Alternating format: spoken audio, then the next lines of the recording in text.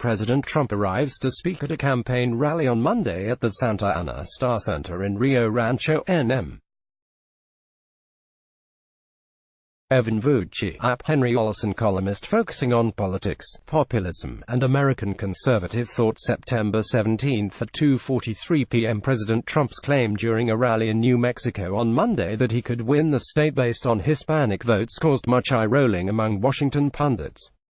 They are likely right about New Mexico, but Trump has a better chance to increase Hispanic support than the pundits think.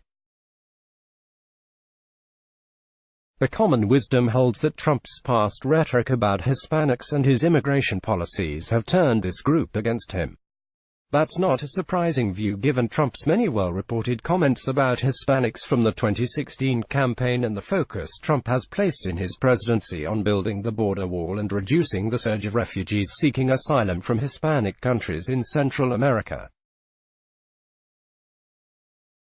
The data, however, suggests this view is overblown.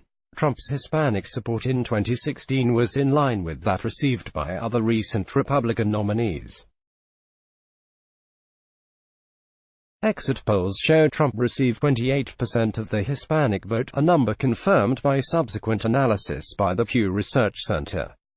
This was 1 point higher than Mitt Romney received in 2012 and only 3 points lower than John McCain got in 2008. That's not what one would expect given the common wisdom. Hispanic voters also bucked the conventional wisdom in 2018. Despite relentless media coverage of Trump's immigration policies and Trump's own focus on the caravan winding its way to the U.S. border, just before Election Day, Hispanics gave Republican House candidates 29% of the vote. That's right, Republicans got a slightly higher share of the Hispanic vote in 2018 than Trump did in 2016. This is in contrast to the white vote which moved decisively against Republicans. These results are corroborated by data about changes in partisan affiliation under Trump. The Pew Research Center's Hispanic Trends Project polled Hispanics in 2018 and asked which political party they identified with. The share who are Republican increased by 3 percentage points from 2016 to 2018, albeit from a low 24% to a still low 27%. The share who are Democrats went down from 64 to 62%. That, too, is not consistent with the narrative we regularly hear. Trump's current job approval rating among Hispanics suggests there's further room for him to grow. 3 recent polls break out his ratings among Hispanics, and they range from a low of 29% in one poll to 37% in the other 2. Presidents tend to obtain about the same share of the popular vote as their most recent job approval rating, so this indicates that Trump might break 30% of the Hispanic vote if the election were held today. Pretty good for a man who has been universally reviled as an anti-Hispanic racist. History is also in Trump's side.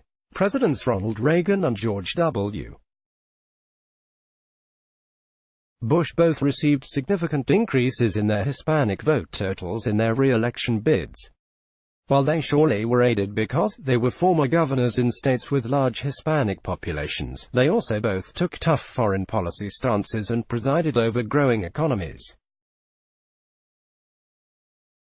It's not hard to see how Trump is similar in these ways to his Republican predecessors. Increasing Trump's share of the Hispanic vote to 31% from 28% doesn't sound like much, but even that slight uptick could be enough to fuel his re-election.